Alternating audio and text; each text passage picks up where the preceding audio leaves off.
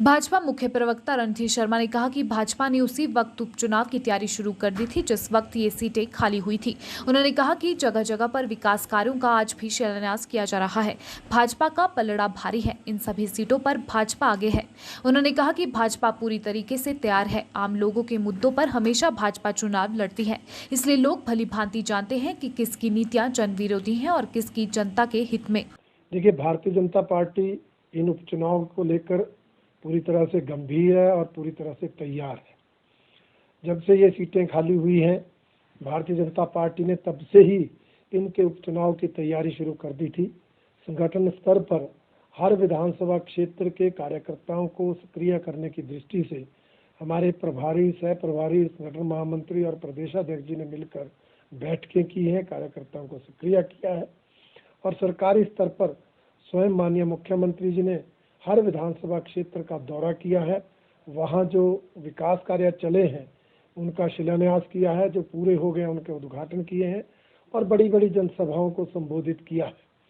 इसलिए हम संगठन और सरकार दोनों स्तर पर इस चुनाव के लिए तैयार है और अब बेहतर तालमेल संगठन और सरकार में है। इसलिए उस आधार पर हम कहना चाहेंगे ये चारों सीटें भारतीय जनता पार्टी जीतेगी। मुद्दे तो चुनाव में आते हैं, मुद्दों के आधार पर अगर हम देखें तो भारतीय जनता पार्टी का पलड़ा भारी है, क्योंकि हमारी केंद्र और प्रदेश सरकारों ने देश हित, प्रदेश हित और जनहित में अनेक ऐसी योजनाएं चलाई हैं जिनका लाभ आम जनमानस को मिल रहा है। उसके कारण निश्चित रूप से आम जनता का झुकाव भारतीय जनता पार्टी की ओर है। उस आधार पर हम कहेंगे भारतीय जनता पार्टी ये चुनाव जीतेगी। वहीं शिमला ग्रामीण विधायक विक्रमादित्य सिंह ने जो कर्मचारियों को लेकर बयान के बचाव में कहा कि उनका बयान भाजपा द्वारा तोड़ मरोड़ कर पेश किया गया है, इस पर रणधीर शर्मा ने कहा कि इस बयान को भाजपा द्वारा तोड़ मरोड़ कर पेश नहीं किया गया है।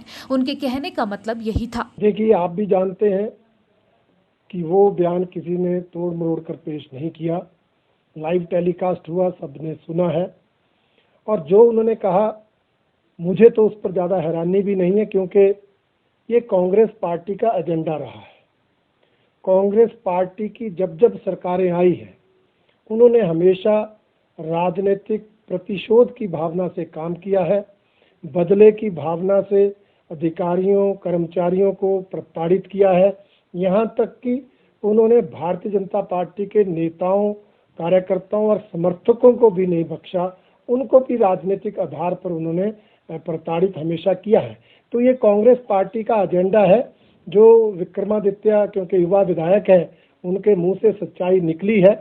परंतु भारतीय जनता पार्टी इस तरह की बदले की भावना की राजनीति की कड़ी निंदा करती है और ये मानती है कि इस तरह की राजनीति ना तो प्रदेश हित में रहती है, ना तो जनहित में रहती है। इसलिए हम इस राजनीति की कड़ी निंदा करते हैं और जो विक्रमादित्य जी ने सफाई दी है, वो सफाई किसी के गले नहीं उतर रही।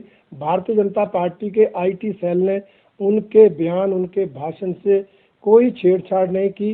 वो उनका भाषण लाइव हुआ है, सबने सुना है और मैं समझता हूँ ये कांग्रेस पार्टी का एजेंडा है जो जनता के सामने आया है।